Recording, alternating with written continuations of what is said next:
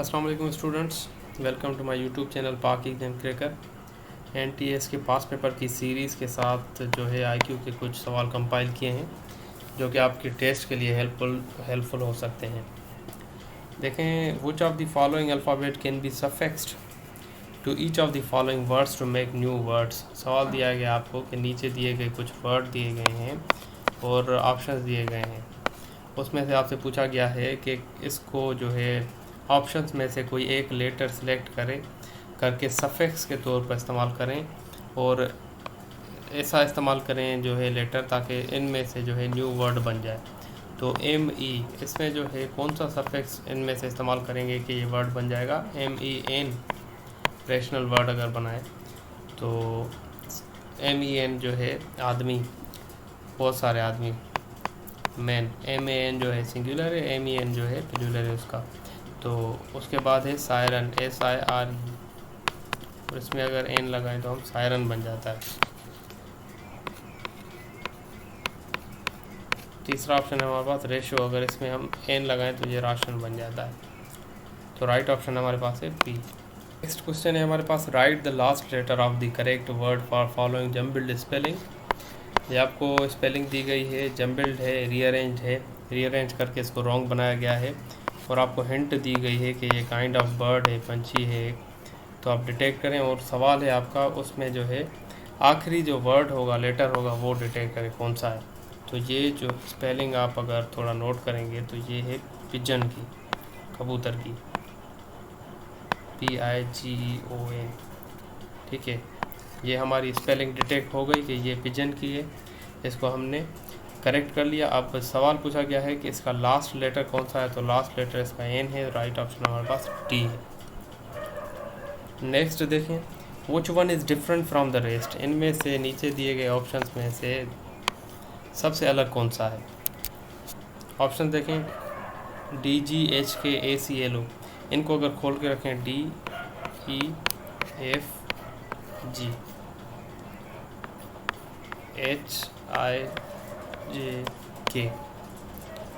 ABCLMNO।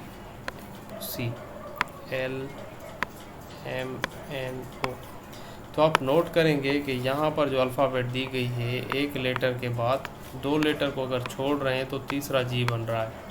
इसी में भी सेम है, दो लेटर छोड़ने के बाद ही के आ रहा है।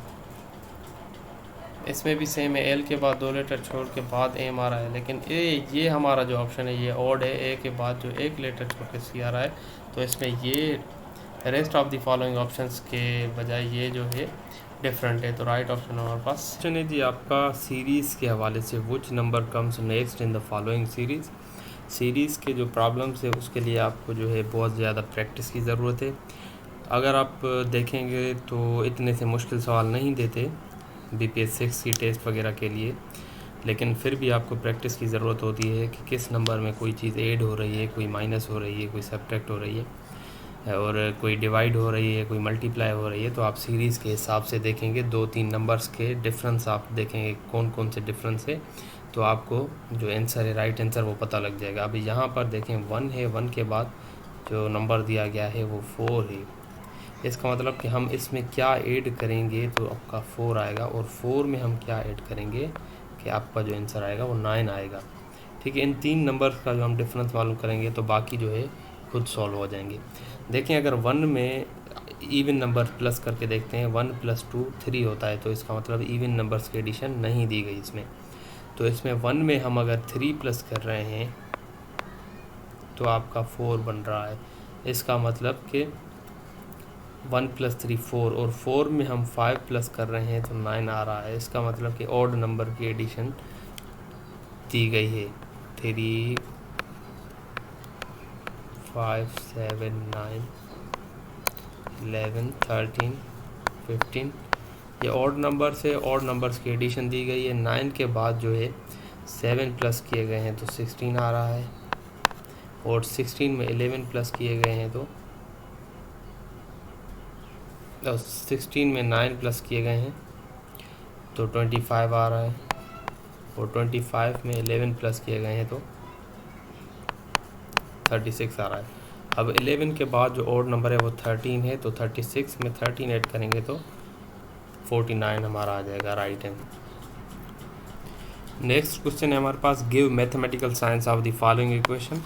क्वेश्चन दिया गया है, उसमें राइट आंसर भी आपको दिया गया है कि इसका आंसर ये आएगा, लेकिन आपको जो क्वेश्चन दिया गया उसमें है कि साइंस इनमें से कौन सी आएगी। अच्छा 48, पहली साइन देखें मल्टीप्लाई और प्लस की है। 48 को अगर मल्टीप्लाई करें 3 के साथ, उसके बाद प्लस करें 6 तो नंबर बढ़ जाएगा, 22 नहीं आएगा। उसके बाद है प्लस और माइनस, 48 को प्लस करेंगे 3, फिर माइनस करेंगे 6, फिर भी 22 नहीं आ रहा। उसके बाद है प्लस और माइनस की और डिवाइड और माइनस की। 48 को अगर 3 से डिवाइड करते हैं, 3 × 3, 6 × 3 = 18, तो 16 आ रहा है। 16 से -6 करें तो 10 आ रहा है, इसका मतलब 22, ये भी नहीं बन रहा है आंसर। उसके बाद डिवाइड और प्लस दिया गया है, डिवाइड करते हैं 48 को 3 के साथ, 16 आ गया, प्लस करेंगे अगर 6 तो 22 आ गया। तो राइट ऑप्शन आपके पास जो है वो डी होगा। नेक्स्ट है हमारे पास, if paint is coded as 74128 and excel is coded as, यहाँ पर कोई एक्सेल का दिया गया है कोड जो कि ज़ाहिर नहीं है, क्योंकि यहाँ पर सी और जो हमारे पास होगा वो कुछ कोड दिए गए होंगे जिससे हम जो है पता लगा सकें। लेकिन इसके अलावा भी मैं आपको ट्रिक बताता हूँ कि इस टाइप के अगर सवाल आए तो आप कैसे इसको सॉल्व कर सकते हैं।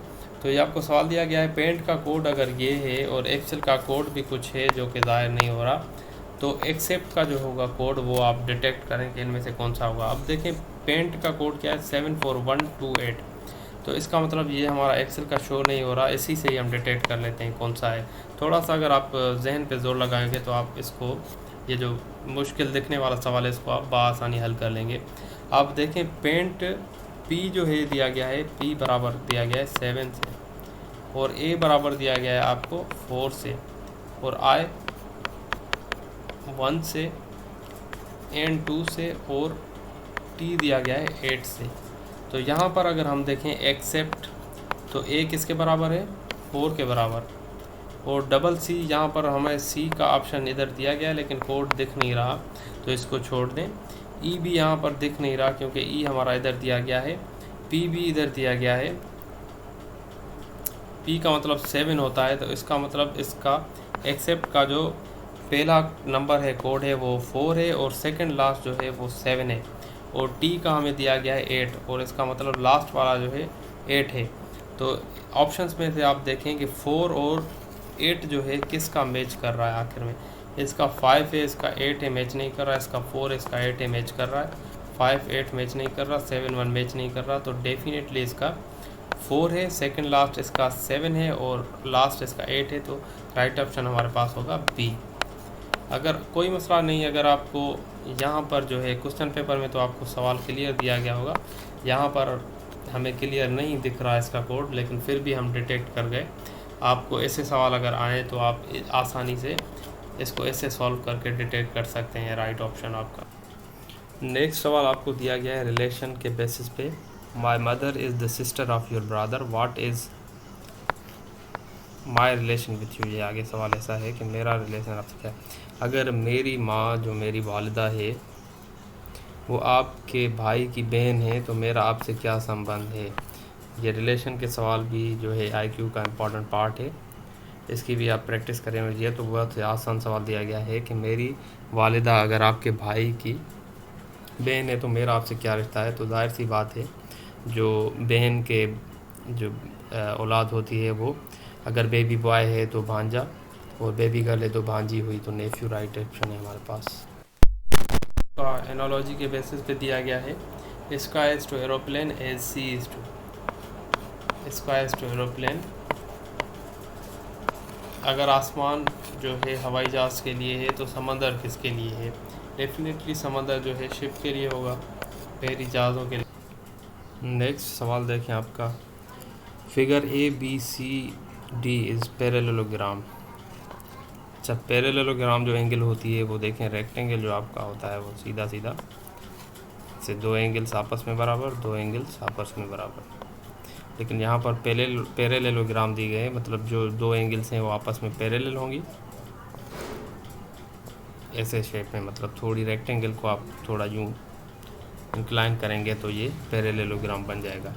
अच्छा इसमें लिखा गया find the measurement of D. Question IQ का है, इसमें कोई मेजरमेंट नहीं करनी, ये आपको कंफ्यूज करने के लिए दिया गया है।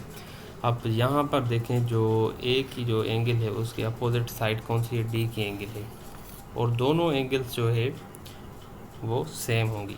और सी की एंगल देखें वो किसके साथ सेम होगी, अपोजिट साइड इसके जो एंगल है बी की इसके साथ मैच होगी। तो डेफिनेटली यहाँ पर क्या दिया गया है, ए की एंगल 105 दी गई है,